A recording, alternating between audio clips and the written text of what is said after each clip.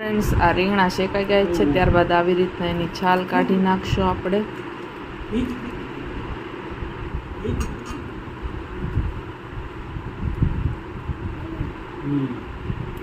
આવી રીતના બધા રીંગણાની છાલ કાઢશો ફ્રેન્ડ્સ. છાલ કાઢી નાખી છે. ત્યારબાદ આપણે મેશરથી મેશ કરી દેશું આવી રીતના. આ મેશર છે એમથી. ત્યારબાદ આપણે તેલ પણ ગરમ કરવા મૂકી દીધું છે. સૌથી પહેલા આ લસણ નાખીશું.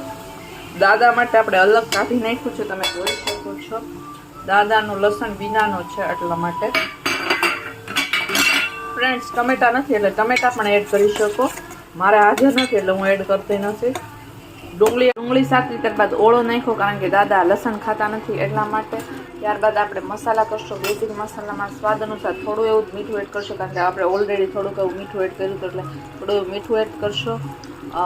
હળદર એડ કરીશું, ધાણા જીરું પાવડર, અને થોડું એવું જ મરચું, કારણ કે દાદા બહુ તીખું ખાતા નથી, મોળું ખાય છે, એટલે સેજ એવું જ મરચું. ત્યારબાદ બધું મિક્સ કરી દેશું. દાદાનો મોળો ઓળો રેડી તૈયાર થઈ ગયો છે, તમે જોઈ શકો છો. ડુંગળી લસણ વાળો ઓળો બનાવવાનો છે. ડુંગળી નાખી છે, લીલી ડુંગળી, લીલું લસણ. હવે ત્યારબાદ ઓળો એડ કરીશું, અને ત્યારબાદ બેઝિક મસાલા કરશું. હળદર, ધાણા જીરું અને મરચું.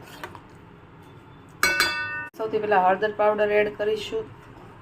ત્યારબાદ ધાણા જીરું પાવડર.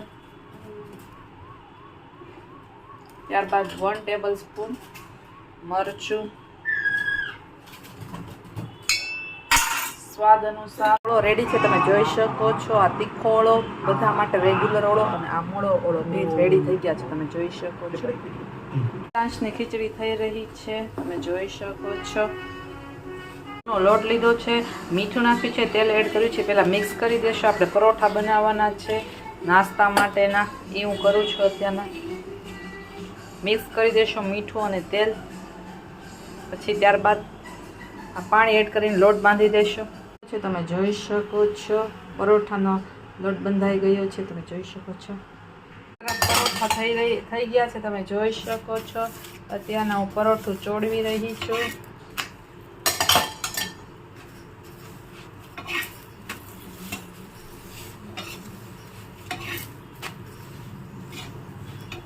જમવામાં ઓળો છે, પરોઠા છે અને છાશ છે. આવી જાઓ ફ્રેન્ડ્સ જમવા માટે. જમવાનું રેડી છે.